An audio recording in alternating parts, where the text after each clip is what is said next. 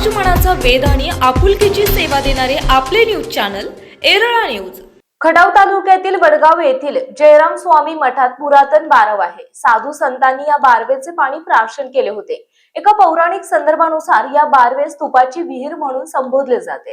या बारवेचे Atlas Copco India private limited company आणि सेवावर्धिनी सामाजिक संस्था यांच्या संयुक्त विद्यमाने पुण्यश्लोक अहिल्यादेवी होळकर योजनेअंतर्गत पुनर्जीवन आणि सुशोभीकरण करण्यात आले। तुपाची विहीर आणि शिंदे बाराव या दोन्ही कामाचा लोकार्पण सोहळा नुकताच मान्यवरांच्या उपस्थितीत झाला। यावेळी मठाधिपती विठ्ठल स्वामी महाराज, ॲटलॉस कंपनीच्या वेदा कुलकर्णी, विजयालक्ष्मी पाटील, वृषाली लोगो, दीपाली सरमळकर, गीता कंसे, विशाल शहा, अभिजित पाटील, सुनील कुमार कदम, ओंकार पंडित, गिरीश देगावकर आदींची प्रमुख उपस्थिती होती। यावेळी बोलताना वेदा कुलकर्णी म्हणाल्या, ऐतिहासिक महत्त्व असणाऱ्या कामास हातभार लावण्याची संधी मिळाली आहे, हे आमच्या कंपनीचं भाग्य। अभिजित पाटील म्हणाले, ॲटलॉस कंपनीने CSR मधून कामे घेताना पाण्याशी निगडीत विषयाला नेहमीच प्राधान्य दिलं।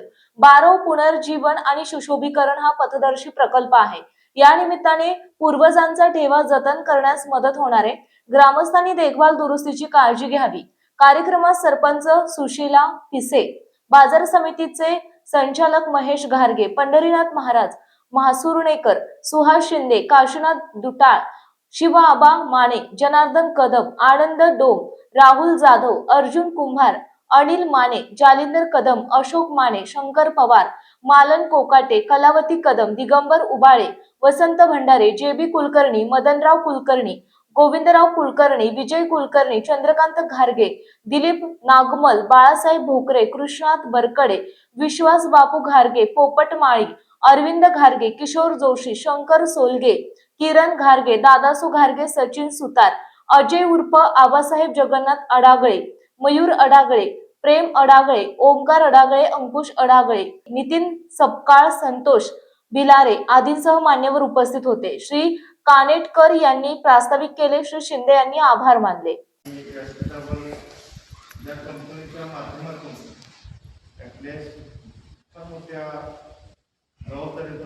आमच्या गावाची शोभा वाढवली असं इतिहास सांगत बसतो। जयराम स्वामी संस्था दिली असेल 365 दिवस आपला पडेल सांगताना थोडा भरीव इतिहास आहे। या ठिकाणी आमचे पत्रकार मित्र आलेले आहेत, काही वारकरी बांधवांचे ग्रामस्थ आहेत, सर्वांच्या सहकार्यातून त्या मठ रावळाचा विकास करत असताना खऱ्या अर्थाने या विषयी पुनर्जीवन करणं फार गरजेचं होतं। कारण का तर ह्या इतिहास इतका जबरदस्त इतिहास आहे जयराम स्वामी मठाचा। थोडक्यात सांगतो की मुळात या जयराम स्वामी मठाला पहिल्यांदा जर वर्चस्व मिळालं असेल तर छत्रपती शिवाजी महाराजांचं।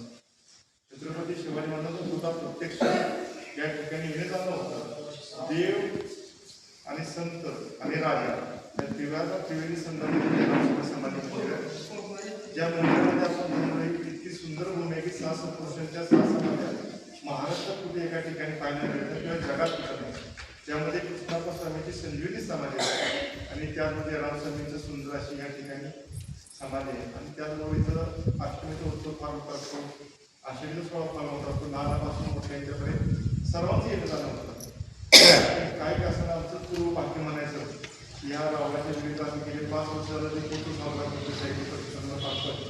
ते करत असताना दिवा लावता लावता खऱ्या अर्थानं दिवा उजाडला आणि कंपनीनं आणि सेवावर्धीनं फार मोठं काम हातात घेतलं। खऱ्या अर्थानं त्यांचे उपकार आमच्या फार मोठे, कारण की ही ऐतिहासिक वस्तू जर जुनं बांधकाम नवीन करायला सगळ्यात तीच काम या ठिकाणी अडचणीचे आहेत। काही ठिकाणी साप येऊ शकतो किंवा काही ना काही अनेक अडचणी असतात। तर जुनं नव करत असताना आमच्या विहिरीचं सुद्धा असं वैशिष्ट्य आहे की एकदम पंक्तीरातून कमी पडतं।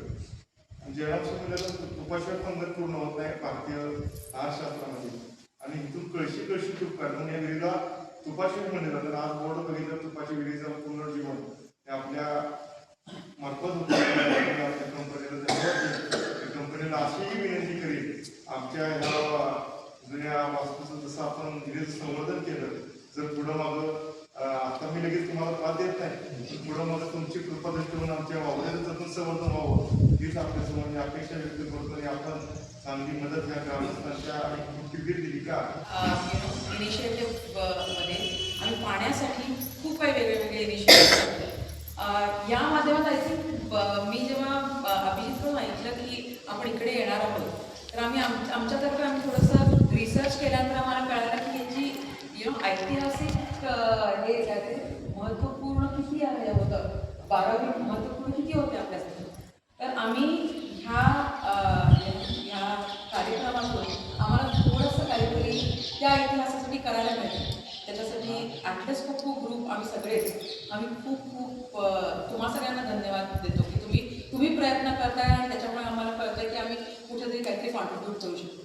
तर मी एवढंच म्हणेन, आय थिंक CSR बद्दल अभिजित आणि जास्त सांगतील. आम्ही खूप काही काही इनिशिएटिव्स करतो मुलींसाठी, वुमन एम्पॉवरमेंटसाठी, एज्युकेशनसाठी खूप, आणि अभिजित जास्त बेटर बोलते त्याच्यात. तर अभिजित बोलतो.